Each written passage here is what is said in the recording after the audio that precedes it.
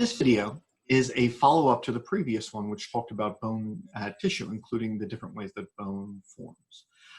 So it was described how that most of the skeleton forms through endochondral ossification. There is a cartilage model, and that a band of cartilage persists between a primary center of ossification in the shaft or the diaphysis, and then developing secondary centers of ossification in the epiphyses. What affects this, and what then affects overall height? Well, there are a lot of factors. Some are nutritional. So this developing bone, it needs calcium, it needs protein. And so thus, if one didn't have protein in one's diet or calcium, then one might not be able to develop to one's full potential with the skeletal system. Certain vitamins are required. So for example, vitamin D is needed to absorb calcium. So we might not get sufficient calcium for our skeleton. We might even have a serious disorder like rickets if we were missing vitamin D. And then there are hormones involved. So certainly there is what is known as growth hormone secreted from the pituitary. I'm simply going to mention the hormones. There is a separate chapter other than the one on bone tissue, which deals with the hormones and their glands. And so, for example, I have a disorder with all of these individuals are overproducing a hormone, and this can result in a number of diseases. Two of these individuals are overproducing the hormone growth hormone. If one overproduces growth hormone, as patient 6 did during childhood or puberty, this is the period before those epiphyseal plates have fused, then this would cause an individual to be taller than average. The tallest human, I believe, was a man at 8 foot. I believe the tallest woman was 7'7". But after a certain point, an overproduction of growth hormone during the growing years prior to those epiphyseal plates fusing, that could result in gigantism. This individual is also overproducing growth hormone, but they're doing so after their final height was reached. And so while the overproduction of growth hormone did not result in an increase in height, nevertheless, over the course of their lives, their face and hands continued to increase in size. That's a disorder known as acromegaly. We do continue to make growth hormone throughout our lives for just normal tissue maintenance and repair. Now this woman was overproducing steroid hormones known as androgens. I'll get back to that in just a second. But in this next video, we can see someone who produced too little growth hormone. I believe the shortest human stature on record was around 20 inches in height. And so in order to reach one's full potential as far as bone growth, one requires certain hormones. And not only do you require hormones, you require an appropriate level of hormones. And so if you secrete too much, say, growth hormone, or too little growth hormone, that could then affect overall height. But then, as I had stated, there are then also other hormones involved as well, such as the steroid hormones like estrogen and testosterone. Now, as a typical person then reaches their final height, what happens is that during, say, childhood and the early teen years, that this epiphyseal plate continues to produce more cartilage, more cartilage, more cartilage, and the bone front in the diaphysis is catching up. So the bone advances, the cartilage pushes away, the bone advances, the cartilage pushes it away. But at a certain point, then the bone front then calcifies the last of the cartilage, and it then calcifies, and then this will then cause the end of growth as the epiphyseal plate, this band of cartilage, then fuses. And so this is what normally happens. During puberty, the steroid hormones like estrogen and testosterone will now cause the cells of the shaft in the bone front to grow at an accelerated rate. And as they do so, the cartilage point is reached where the cartilage epiphyseal plate will calcify and fuse and become bone. And at this point, one's final height is reached. However, we vary in when puberty starts. We vary in our production of steroid hormones. And so if you were to undergo what's called precocious puberty, and some individuals have begun puberty as young as a year or two, this would then cause the bone in the diaphysis to catch up, and then a final height would be reached. So for example, some children may undergo puberty before their peers, and for a while they might be the tallest person, say 5th grade or 7th grade. But while that causes an initial growth spurt, this will then cause growth to end as those epiphyseal plates close. And so the same steroid hormones which cause this growth spurt will then cause bone to catch up. If one were to take anabolic steroids, which mimic the action of testosterone, this would cause a growth spurt, but then it would also cause growth to end at an age earlier than it otherwise would have, and thus limit the overall height that one would have attained. And so therefore, for bone to grow normally, there are both nutritional needs and then hormones which influence this in addition to other genes. And so it is an interaction between genes and hormones which result in our final height.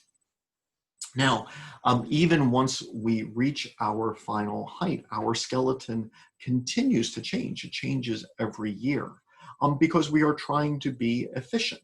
And so if we need more bone, all right, because we're using our skeleton more, we're using muscles more, we're using this muscle attachment more, then we will make more bone. And so we have osteoblasts, which can continue to add additional bony tissue. But then we also then have cells which are capable of dissolving bone, known as osteoclasts. In previous lectures, I described that there are white blood cells known as monocytes, which fuse. And then you get this big cell that has lots and lots of nuclei called an osteoclast. And instead of using lysozymes and enzymes to dissolve microbes, and in our adult skeleton, cells which are making bone, and we have cells of dissolving bone if we need that. So notice here, in this section of bone, there are both osteoblasts here in blue, and these are in the periosteum on the outside, but also in the endosteum inside the bone, say around the blood vessels in the central canals. But notice there are also then osteoclasts. These osteoclasts in both the periosteum and the endosteum, they can dissolve bone if we are using it less. And there are osteoblasts which can make bone if we start using it more. And so every year we undergo what's called bone remodeling. Our skeleton isn't fixed. It changes constantly. Now, when we're young, it changes all the time. So, after the end of a year, your skeleton has been completely reworked from the year before. In adults, there may be some parts of your skeleton which change very little, like the shaft of the long bones, the diaphysis.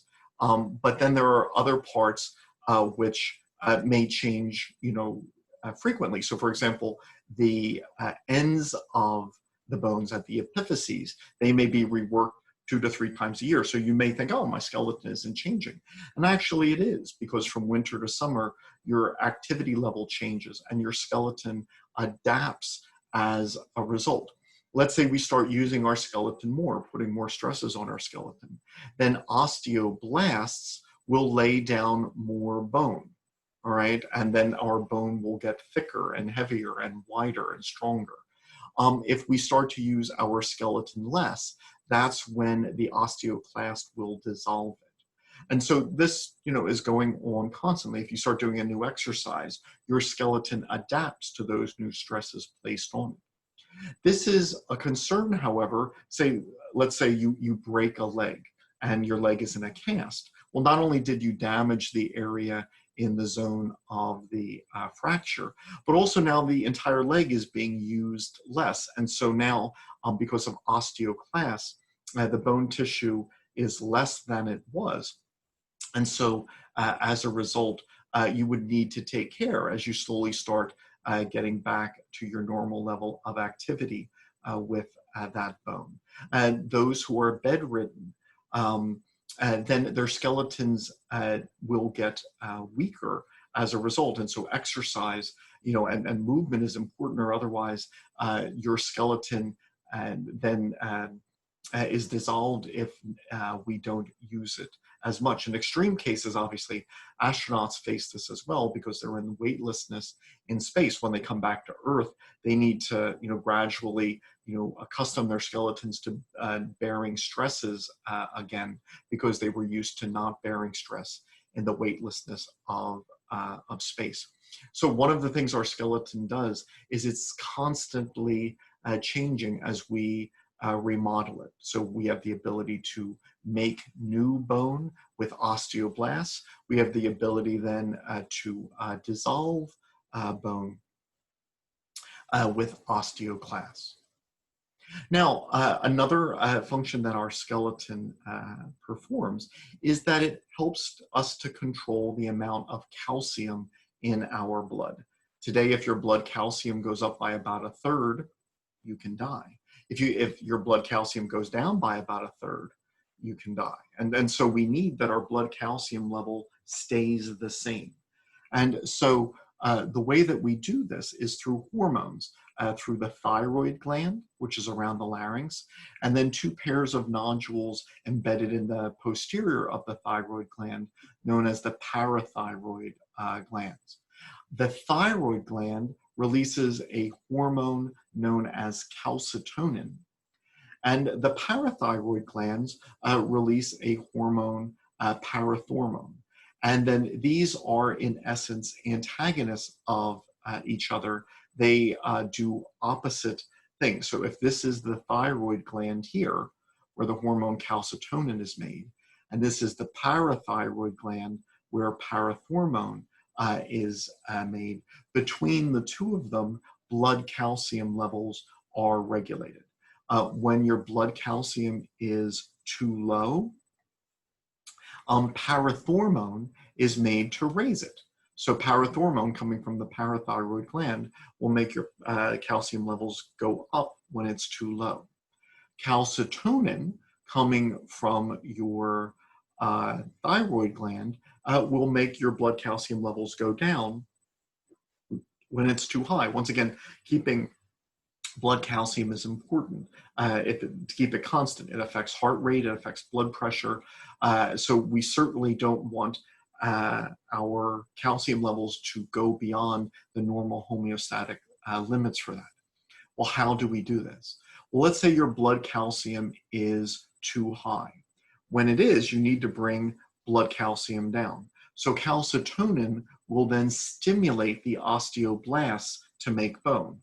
Because if your blood calcium is too high, if osteoblasts make bone, then they're absorbing calcium from the blood to make this bone, and thus your blood calcium decreases.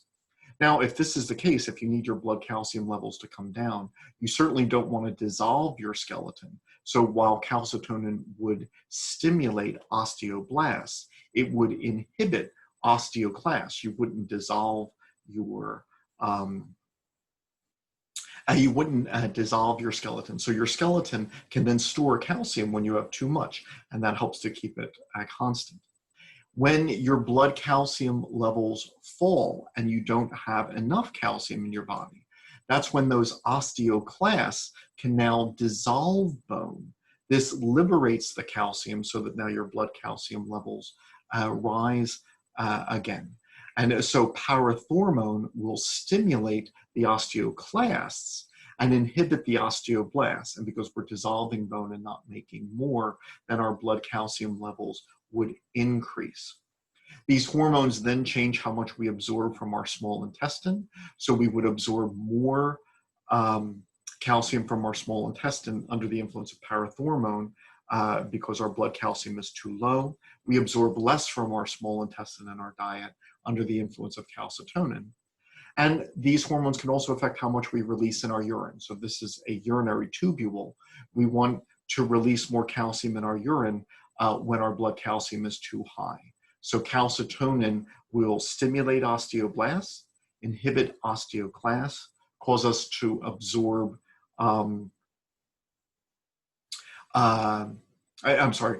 simulate, yeah, right, I was talking ahead, I want to make sure that I got that right.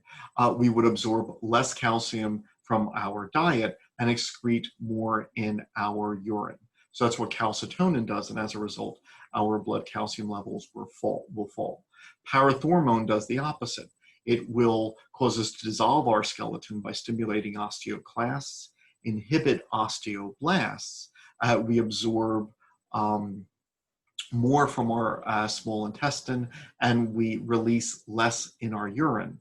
And so as a result, then our blood calcium levels would rise. So thus the skeleton has a very important role in maintaining the homeostasis of calcium ions in our body.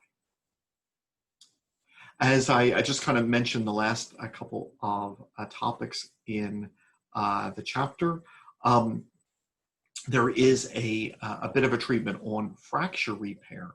Now, fractures can vary from very complex compound fractures to green stick fractures where eventually the bone is just bent. So let me just kind of pick a general condition and talk about fracture repair and some general steps which might result. So if a bone were to break because of, say, excessive stress or from stresses in an unexpected direction. Remember that the osteons are aligned in a specific direction. Trabeculae are aligned in a specific direction. And thus, as a result, they're capable of withstanding stresses from particular directions. If a stress comes from a different direction, that could then cause a bone to break. Also, not only would there be, some death of bone here at the fracture zone, but this is a blood vessel. Bone needs its blood supply. Bone is very vascular. And so then once I interrupt the blood supply of bone, then the area of dead bone will then expand, all right, because now cells will die, which are now missing their blood supply. In general, we split then fracture repair into 4 steps. First, a clot will form called a fracture hematoma. Now, that seals off the area. It contains, fragments of bone, which is good because they can then be sharp. While it certainly isn't strong, nevertheless, it is something. This clot is kind of holding the area together. It can't withstand pressure, but nevertheless, that's certainly better than nothing. And so the first step is the fracture hematoma. Now notice that some of the bone cells are dying because the blood vessels and the blood supply have been interrupted. Now, we then have to fill this in with something other than clotting proteins. And so then a callus is made. Now, this callus could be of bone, but probably not at this point because we just had bone die in this area. The reason that bone died was because we interrupted the blood supply. If we tried to make more bone tissue here, then that bone tissue would die. But cartilage is avascular, so cartilage could actually be produced here. And remember that these osteoprogenitor cells, which are still in the outer periosteum and the inner endosteum, they can divide and become either osteoblasts or chondroblasts. And so in an area where the blood supply has been interrupted, they then form chondroblasts, which then start to make a callus of cartilage. So osteoprogenitor cells can make both osteoblasts and chondroblasts, and the cartilage callus from chondroblast can then be both on the inside of the bone, an internal callus, and then on the outside. So if you were to feel gently the area, you would feel that this area would swell a little bit because of the the external callus here. This would be made of fiber cartilage, specifically that type of cartilage. And so this now is an improvement over simple clotting proteins. Once the area begins to repair its blood supply, then osteoblasts can lay down bone. The cartilage can calcify, it dies, and then bone can replace the cartilage. And so a bony callus, that would then be the third step. And while now there is bone in this area, and that's good, the problem is it isn't the bone that was originally there. The bone that was originally there had osteons and trabeculae that were oriented in specific directions, oriented in a way to deal with the stresses that this individual placed on their bone based on the exercise that they do, etc. And so then over now months, even though this is now bone, the bone has to then be remodeled and modified so that it meets the needs of the individual and the stresses they place on it. So osteoblasts will lay down new bone, osteoclasts will dissolve bone until it is oriented to deal with the stresses that this individual experiences. So in a general description of fracture repair, we could describe those steps. The fracture hematoma forming early on, the then calluses of cartilage made, both internal and external, because the blood supply was interrupted. Once the blood supply is restored, then the cartilage callus is being converted into bone, and then finally this bone being remodeled in the way that it is similar to the bone that was originally there. Then finally, going back to hormones, many individuals will decrease the production of hormones, such as the steroid hormones, as they age. And since these hormones, like estrogen and testosterone, are important for the growth and the maintenance of skeletal tissues, this means that the skeletal system can then lose mass as we age. This is true in men, but especially true in women after menopause, when the steroid hormone production can drop more critically. This can then lead to osteopenia, which is a decrease in the mass of the skeleton, which needs to be considered, or the more serious osteoporosis, where there is the fear that because the bones are becoming thinner and brittle, an elderly person is more likely to fall and injure themselves. And once again, this is more common in women. Now, there is the possibility of estrogen replacement therapy to replace some of the hormones which were reduced in menopause. But since estrogen can also increase risk of, say, breast cancer and uterine cancer, a woman should then consider her family history. If she has no family history of these cancers, then maybe estrogen replacement therapy is a good fit for her. But if she does in a close relative, then perhaps estrogen replacement therapy would not be appropriate. Osteoporosis then is the severe decrease in the mass of the skeleton caused by the reduction in hormones, which were helping to maintain it. So this, along with the previous video, which went through the different ways that bone tissue can grow and compact versus spongy bone, are an overview of the topic of bone tissue.